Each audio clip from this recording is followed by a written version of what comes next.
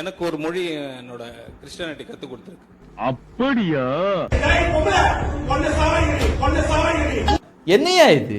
மக்கள் பிரச்சனையை பேச வேண்டிய சட்டமன்றத்தில் நான் கிறிஸ்தவன் தெரியுமா, என்னுடைய பெருமைகள் தெரியுமா, நான் பைபிளை படித்தேன் தெரியுமா அப்படின்னு நிதியமைச்சர் மரிய வில்சன் பதட்டத்தில் அப்படியே கை காலம் உதறிக்கிட்டு பேசியிருக்காரு.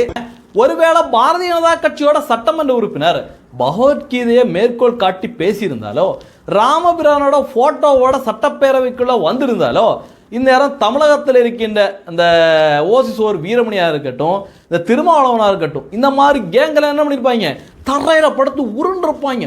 ஐயோ ஹிந்துத்துவம் பூத்துறாங்க, சட்டப்பேரவைக்குள்ள பகவத்கீதையை பற்றி சொல்லிட்டாங்க, இதெல்லாம் நடக்குமாங்க, இது மதசார்பற்ற நாடுங்க, அதுவும் தமிழகத்தில் இப்படி பேசலாமா, இதெல்லாம் ஈவே ராமசாமியோட மண்ணு தெரியுமா அப்படின்னு பொங்கி எழுந்திருப்பானுங்க.